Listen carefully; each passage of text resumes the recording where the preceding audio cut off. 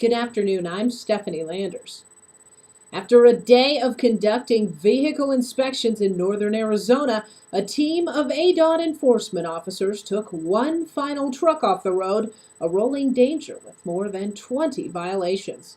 ADOT enforcement officers had just completed a special enforcement detail in Payson when they noticed a semi-truck and trailer pass by their location that appeared to be extremely overloaded. The commercial vehicle was located and an extensive Level 1 inspection was conducted, which determined it was unsafe for the road with 24 identified vehicle and driver violations. 8 of the violations included various frame cracks and brake inadequacies, which provided the basis for the decision by the officers for the vehicle to be placed out of service. Other violations included the vehicle being overweight on the tandem axle by 3,850 pounds, over height by 15.4 inches, over width by more than 9 feet. It also had a blown trailer tire, defective brakes, improper securing of the load, and several cracks in the frame. The cargo consisted of scrap metal, a chopped trailer, and a Ford F-150 pickup. Driver Jeff Reynolds, the owner and operator, received citations and was found responsible for all violations by the Payson Municipal Court. He was fined $2,200. The trailer was then towed from the scene and moved to a location in the Phoenix area. This is just one example of the many commercial vehicle inspections conducted by ADOT Enforcement and Compliance Division officers, which results in unsafe trucks being identified, then placed out of service. This type of enforcement action protects the motoring public by taking unsafe commercial vehicles off of state highways. In other news, as Wallow fire evacuees begin to filter back into their homes and communities, officials are also lifting various restrictions on local forests.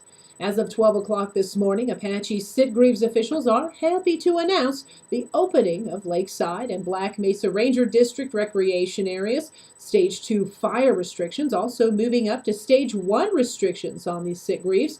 This means fire and charcoal will be allowed in developed campgrounds with fire rings. No fires are still allowed for dispersed camping. Campers can begin making reservations today. Just give them a call at 877-444-6777. Strong winds are predicted for Monday with gusts as high as 34 miles an hour, so please check for red flag conditions and updates. You can do so by dialing 593 or 928-333-3412.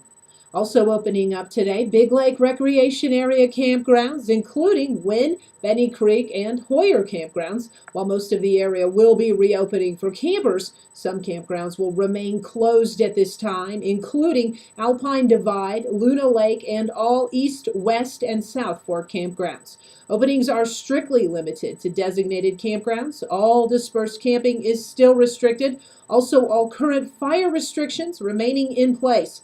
No campfires will be allowed at this time. Local businesses in the surrounding towns have taken a serious economic hit due to the Wallow fire and its impact on outdoor recreation in this area. Summer is usually the busiest season for the White Mountain tourist destinations, and it's important to get people back into the area. It's also necessary to let you know that much of the landscape in this area, including the campgrounds, was minimally or not affected at all by the Wallow fire. Outdoor enthusiasts are encouraged to come and see for yourselves that the area there is still very beautiful.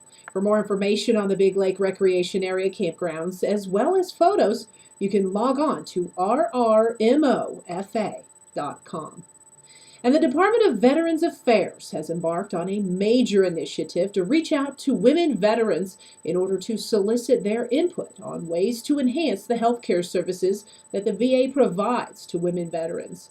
Representatives at VA's Health Resource Center began placing calls to female veterans nationwide, asking them to share their experiences with the VA and connecting them with appropriate departments if they are interested in trying VA health care. Veterans who have complaints about the VA are connected to a patient advocate who helps resolve issues. Women veterans are currently one of the fastest growing segments of the veteran population. Of the 22.7 million living veterans, more than 1.8 million are women. For more information about VA programs and services for women veterans, you can log on to va.gov/womenvet. You can also log on to publichealth.va.gov/women's health. Thanks for listening to 1420 KMOG. I'm Stephanie Landers, KMOG News.